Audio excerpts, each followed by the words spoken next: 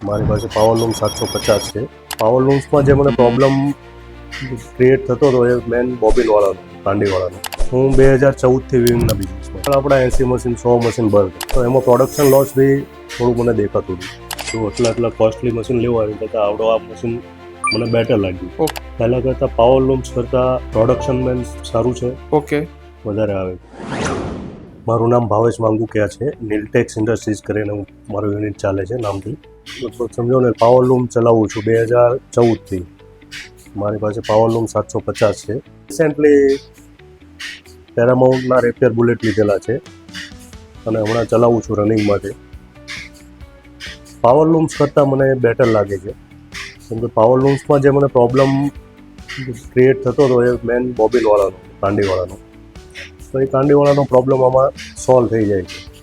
કેવું છે કે બોબિનવાળો એક પણ રજા મારે ને એટલે પાછળ આપણા 80 મશીન 100 મશીન બંધ, બરાબર. એક બોબિનવાળા પાછળ. અને વારે વારે જે કારીગરોને બોબિન બદલાવવું પડે એ બી થોડું પ્રોબ્લેમ છે. તો એમાં પ્રોડક્શન લોસ બી થોડું મને દેખાતું હતું. ઓકે, મેન આ પ્રોબ્લેમ. તો ભાવેશભાઈ, જ્યારે તમે રેપિયર મશીન લેવાનો પ્લાન કર્યો શટલ લૂમથી અપગ્રેડ કરવા, ત્યારે આપણા પાસે ઘણા બધા ઓપ્શન હતા. તો પેરામાઉન્ટનું લેવાનું કોઈ ખાસ કારણ આપણે? ખાસ કારણ એનું મેન એની કોસ્ટ. ઓકે, જ્યારે મેં ફર્સ્ટ ટાઈમ એક્ઝિબિશનમાં મશીને જોયું બુલેટ રિપેર અને એને કોસ્ટ વિશે જાણ્યું, તો વિચાર્યું ભાઈ જો આટલા કોસ્ટલી મશીન લેવા આવી કરતાં આવડો આ મશીન મને બેટર લાગ્યું. ઓકે, ઓકે, એના માટે બુલેટ રિપેર પર ચોઈસ કરી અને ચોઈસ બરાબર છે મારા હિસાબથી. બરાબર. ઓકે, અને જ્યારથી તમે બુલેટ રેપિયર લીધું, તમને તમારા વિવિંગના બિઝનેસમાં મેજર શું ફરક તમને દેખાયો છે પહેલાં કરતાં? પાવર લૂમ્સ કરતાં પ્રોડક્શન મેન સારું છે, ઓકે, વધારે આવે છે.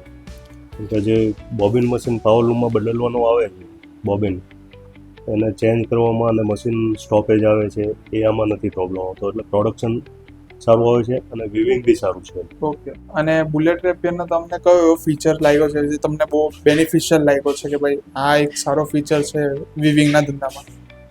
એફિશિયન્સી આવે છે. ઓકે, સારી એફિશિયન્સી આવે છે. કેમ સ્ટોપેજ નથી આવતું એટલે એફિશિયન્સી ઓટોમેટિક આવવાની જ છે. એટલે ઓકે, પ્રોડક્શનના હિસાબે અને એના કોસ્ટ પ્રમાણે જો કેલ્ક્યુલેશન કરીએ ને તો હું બેટર મૂકું છું. એમને બીજા મશીનરી હમણાં જે બધી અપગ્રેડ મશીનરી આવે છે એમના કરતાં મને આ બેટર લાગે.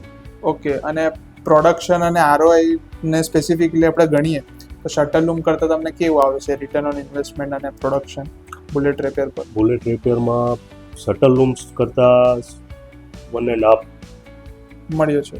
મળ્યું છે. ઓકે, 1% ઓકે, વધારે છે. 1.5 દોઢ ગણું વધારે. ગણું વધારે છે. ઓકે. તો તમારા જે સ્ટાફ છે એના સુપરવાઇઝર અને જે માસ્ટર ખાતાનો, એને આ મશીનને લઈને કેવો એક્સપિરિયન્સ છે કે ભાઈ ચલાવવામાં અને બધા? બહુ સારો. ઓકે, એટલે એમને કામ જ નથી રહેતું આમાં કાંઈ. ઓકે, બરાબર. ઘણું પાવર લૂમ્સ કરતાં ઘણું કામ ઓછું રહે છે આમાં. ઓકે, બરાબર. વિવિંગ ને એ બધું સારું આવે છે એટલે એમને બીજું કામ તો રહેતું નથી. એટલે પાવર લૂમ કરતાં સારું છે. ઓકે. થોડા એ લોકોનો એક્સપિરિયન્સ. બીજો હવે સપોર્ટ અને સર્વિસની વાત કરીએ તો પેરામાઉન્ટ લૂમ્સની સર્વિસ અને રિસ્પોન્સ તમને કેવો લાગ્યો છે? એક્સિલન્ટ. ઓકે, બરાબર. અને જે ટીમ છે આખી પેરામાઉન્ટની, રેપિયર ડિવિઝનથી લઈને જે સર્વિસની ટીમ છે, એ લોકો જ્યારે બી તમને જરૂર પડી છે તો કેવો રિસ્પોન્સ રહ્યો છે એમનો?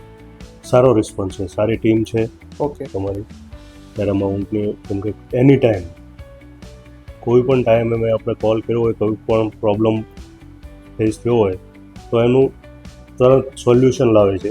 ઓકે, અને રિસ્પોન્સ બી આપણને જવાબ આપવો કોઈ પણ ટાઈમ, એની ટાઈમ. એટલે સારી ટીમ છે. ઓકે.